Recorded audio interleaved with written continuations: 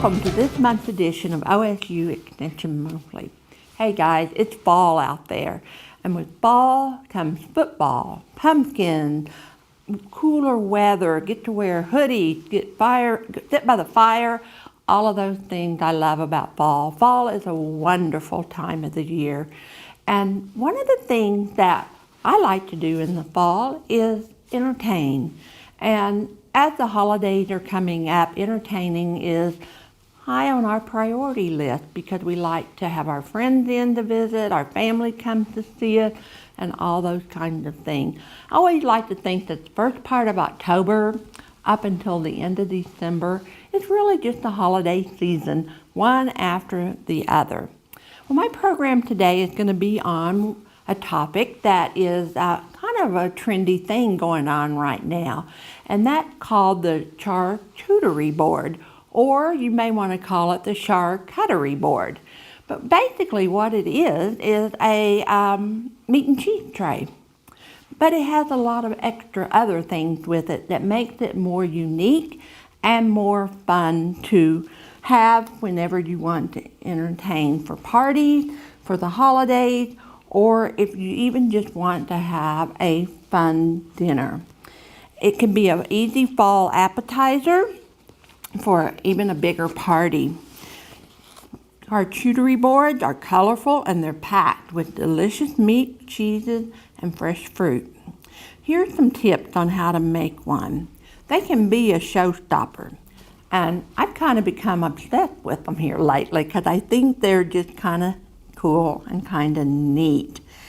You may look on Instagram on your phone or on your computer and stuff, and you'll see all types of charcuterie boards pictured because, as I said, it's a big thing right now, and it's a real trendy thing right now. So one of the things that I might say about putting together a charcuterie board, it has to do with the cost. It's not necessarily one of the cheapest things that you can make for a holiday party, but if you're really wanting to impress your people and stuff, you'll want to spend that money. Now, I have many items here on my table today that I'm going to utilize to put together a board. I did purchase a lot of these at a specialty grocery store that we do not have here in our area. But you can find things just like this at some of our little gift shops here in Guyman or in the area, as well as your local grocery store or even at Walmart. So some of the things that you will need for a charcuterie board is you've got to have some meat. So this happens to be a package of meat that I purchased, and it says spicy uncured charcuterie selection. So this is something that I purchased that has already been kind of put together for a board. The other things you want to have are some different types of crackers, some nuts, some seeds, some candy, if you would want to put that on there. The beauty of these boards is that you can put whatever you want. It doesn't really matter what it is, as long as it looks pretty when it's all said and done. So on a board, usually, as I said, it's a meat and cheese board, so you want some cheeses. Here I've got some smoked Gouda. It smells really good. I've got some grapes. That'll be my fruit today. If I were really doing this for a party, I would probably have some apples and pears also to put onto the board, or maybe some dried fruit like dried apricots or dried cherries or dried persimmons. All of those things can work on a charcuterie board. Also, the different cheeses, as I said, here's a brie. You want a soft cheese and a hard cheese probably on there, and you want your cheeses to have different shapes and sizes, and maybe have cheese knives so that you can cut your cheese and make it fit the way you want to on your board. Some other things I have here are some crackers. Meat, cheese, and crackers go well together, and this one happens to be some beet crackers. And I will say I did not buy these around here, but these have white corn, corn oil, and sunflower seeds with beet powder. black sesame seeds, flax seeds, paprika, chia seeds, onion powder, and sea salt. And they look like this. They're really colorful and pretty, aren't they? And they're not really huge, and I like that a lot about those. Some other ones that I found was some sweet potato crackers. So we have beet and sweet potatoes. Those are two vegetables that we think of in the fall. They bring lots of nutrients into our bodies when we eat pumpkin and when we eat beets. So they're really packed with nutrients. So that's a really good thing to have on your board. Also, pretzels. I think of pretzels as being in the fall, and I really like these little pretzels that you can get now that are really thin, very crispy, and also very pretty on your board. So today I'm going to start with arranging a board here. The rule is that you try to put this together about 30 minutes before your party so that your soft cheeses have time to soften up and come to room temperature, which will make them easier for spreading. Little bowls, you want to have little bowls. I've got a little bowl here. Let me talk a little bit about the board before we go much further here today. I'm using this board. It is a Lazy Susan type board, so I can turn it around and work on it. I like the fact that it is a food graded board. You can use any type of board that you want to put your board on. You can get a piece of wood. Now, if you use something that hasn't been treated already for food use, you definitely want to prepare it by rubbing it with mineral oil or covering it with either parchment paper or wax paper or something that would protect the food from touching an untreated board. So this is actually a board that is designed for food, so I'm going to leave it blank today and not put any paper on it or anything like that. Because I also want, whenever my guests have eaten some of it, that they start seeing the letters and the words that are on this particular board. Okay. We talk about little bowls. I have a little bowl here. I'm making a fall charcuterie board. And so I'm just going to go ahead and set some plates up on the board. Some people really think the fuller that you make the board, the better it is. And I kind of tend to agree with that. And also, if you put cheese and meats on this board, it may become greasy, so that's something to consider as well. So I have put together, I've got this little bowl here. It has some yogurt flavored raisins that are black and orange, just perfect for the Halloween and fall colors. I have some leaf-shaped bowls here that I'm going to put on here.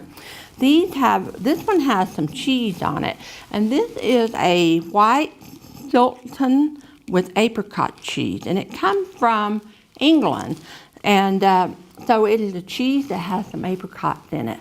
I think it'll be amazing, especially with some different crackers and cheeses. Another cheese that I have is called the Brie cheese, Brie. It's a very, very soft cheese, so I'm going to just place it here.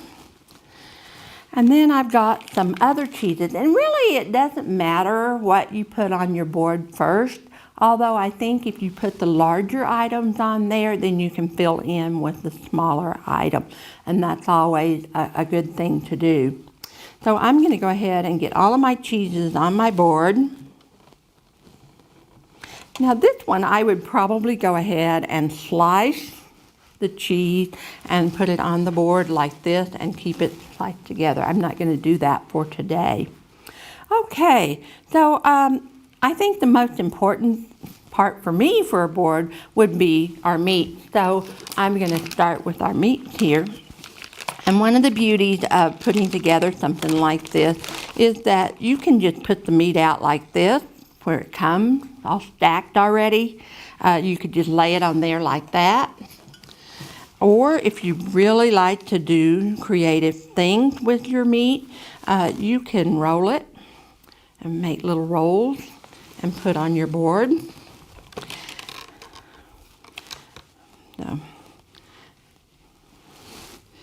And how you stack them and how you place them is just really up to you. When you're all done, just like a flower arrangement, you step back and take a look at it and see if you like it.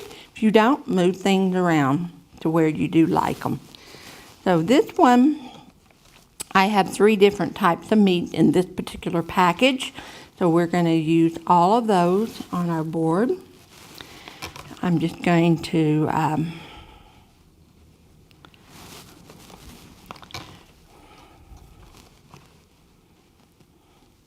go ahead and roll those.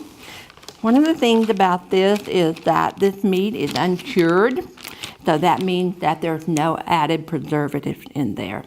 And you really do have to use it within a few days after you purchase it and open it. So it's not one thing that you want to buy and keep in your refrigerator for a long, long time. Okay, we've got some, well, I guess I'll put some more meat on there because I think it needs more meat. And I'm just going to leave those like that. And then I'm going to stack them like so. You can do whatever you want. It'll be fine. And nobody will know that you didn't plan it that way. Okay, I have some round cheeses here. I'll put on there. One of the things about this is I could take a cookie cutter and cut little pumpkins out of this particular cheese right here and have them on my board, and I think that would look really, really cute. It just depends on how much time that you have to put together your board. Sometimes they can go together really fast, and other times it takes a little longer. It kind of depends on whether or not you've had any experience in putting together meat and cheese board. This one, the cheese doesn't want to come off. So I'm going to follow the curve of the board here to put this cheese down. Remember, this is the smoked Gouda. So I think a lot of people like that smoky flavor.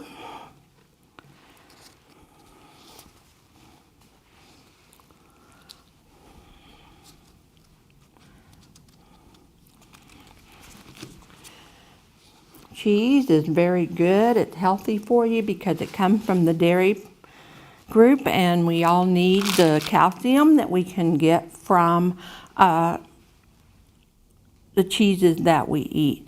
Now, I don't have any crackers on my board, and I really think that I need some crackers. Because I have red meat here, I'm going to use the more like the yellow pumpkin crackers rather than the beet crackers at this point. And because they're just little, I'm just going to kind of pile them on there. If you remember, these are pumpkin, sweet potato crackers. Then I want to add maybe some pretzels.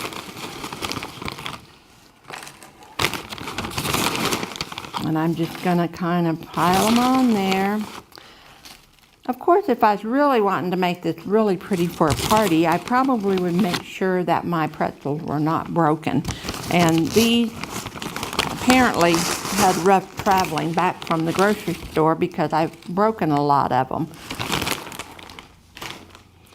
I also have some nuts. Nuts are very good on a charcuterie board. So we're just going to put some nuts out here on the board like that. I want some different shapes on my board, so I'm going to put some cheese straws in here.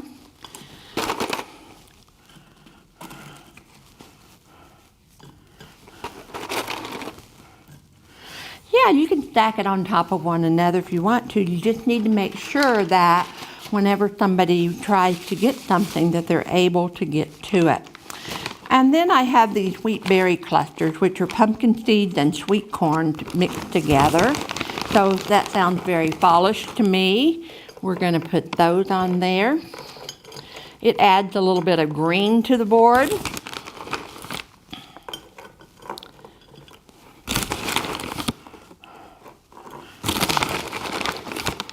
So we'll put some of those in there.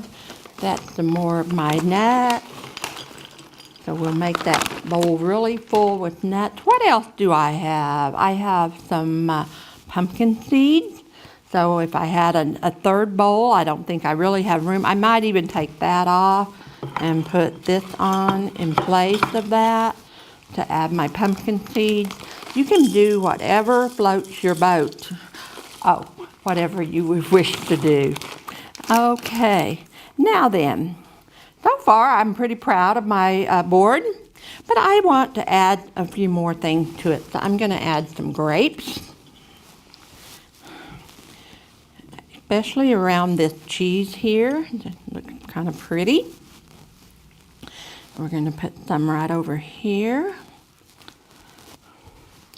So that adds a little color and texture to it. And then I also found these really cute little candy pieces, and they're really, really cute. So I have a little piece of corn, and here's a little pumpkin. We're going to put him right there. We've got a little pine cone. He's going to come right over here up against that yellow cheese. It'll look so pretty. Here's some more corn.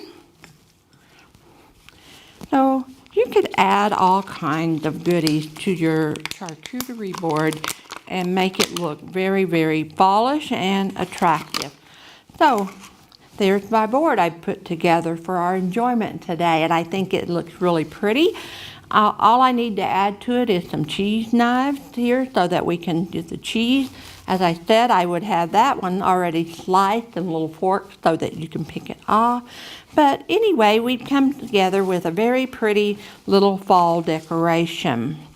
Some other things that you might use on a board will include things like, I think one I'm going to try next week is going to be an all chocolate board. And so I'm just going to have, now's a great time to buy Halloween candy. And so I'm going to buy all kinds of chocolate and put together a chocolate board for a program that I'm going to do next week in another county. And so it's really easy to impress your guests and show them that you have some talent and skill. You can use fresh fruit, you can use dried fruit. It really doesn't matter. One of the items that I found in the specialty shop that I shopped in was some dried oranges. And I'd never seen those before, but they're beautiful. And they also have dried lemons. And so with a little bit of shopping, you can find some things that will make your board very pretty and very attractive. Of course, the main thing of the board is your meats and your cheeses, and my board's a little heavy today with some other things, and that's okay because that's what I wanted to do. Charcuterie boards have started over in France, and because the meat markets would put together meat and cheese boards. But as time has evolved and they've moved over and become a really important entertaining piece here in the United States, we can put these together because we have access to different cheeses from different countries. As I said, this one particularly came from England. Let's see, this one came from Mexico. It has sheep milk and cheese cultures and all of the things that make really, really good cheese. This particular cheese right here actually did cost like $10 a pound, but you can make a board without spending that kind of money. You can put together a board that would be beautiful to look at and with little cost. Some other things I might say about that is that you can also use jams and jellies. I had some apricot jam here in a cute little jar, and if I'd wanted, I could have made a little spot here in the middle and had some, see, some apricot jam right there. That would be really good with the different crackers and things. I also have on my table some breadsticks, or these are Italian breadsticks, so they're long and slender like this. They can add a lot to a board and also fill up some room. We have some nuts here. These are called is a trail mix. Now, one of the things you might say, well, those are kind of expensive to put together, and they can be, but they don't have to be. You can also make your own dips, cheese spreads, muffins, little tea cakes, little things that you can put on a board. You can also do anything you want, and you can have a Halloween board. This one is a fall board that I put together today. There is one that I saw that I would like to try, and it's a cornucopia made with crackers, and then the meats and cheeses spills outside of that opening of the cornucopia, and it's really, really, I think would be a beautiful thing for Thanksgiving. If you like to entertain or have snacks and goodies for people to eat prior to the meal, you could certainly put those out. Thanksgiving's coming up, and what do we do with those leftovers? Well, make a leftover Thanksgiving charcuterie board. Use your leftover turkey, your leftover stuffing, put your cranberry sauce in a bowl and put on your board. You can have cream cheese or with a cranberry sauce over the top of it, or a red pepper jelly over it. You can put olives on your board. You can put crackers, dinner rolls, carrot, celery sticks, vegetables and things like that. Cucumber slices look great. Ranch dressing. Always 2 or 3 varieties of cheese is acceptable, as well as salami or ham or mozzarella stick. I think I said salami, but you can make a leftover Thanksgiving board. Another board you can make is a hot chocolate charcuterie board. On that one, you could put marshmallows, regular size marshmallows, mini marshmallows, maybe get some of the flavored marshmallows that are out at this time of the year. Some little candy canes, little mini candy canes, chocolate chips. Some people like their cocoa to be a little more chocolatey. You need your whipped cream and coconut flake, crushed candy cane, caramel, Oreo fudge dip thin bits. The little thin Oreos cookies are really neat, and there's a lot of different flavors and varieties of Oreos out at this point in time. You can make your own caramel sauce, your own chocolate sauce, and things like that. And also, if you are an adult and want adult beverages, peppermint, peach, you can also even do a Christmas board. And it doesn't have to be big and elaborate or anything. It can be small, and we can put it in the shape of a Christmas tree. So you have a flat board here, and just layer your things out so that it makes a Christmas tree. You can use star fruit, if you can find it, as the star on top of your charcuterie board, and it will look so cute. There are, as I said earlier, lots and lots of ideas on Pinterest as well as on Instagram. So if making something like this appeals to you, you can have those ideas. But also, if you would like, this is not a colored version, but I do have colored versions of this booklet.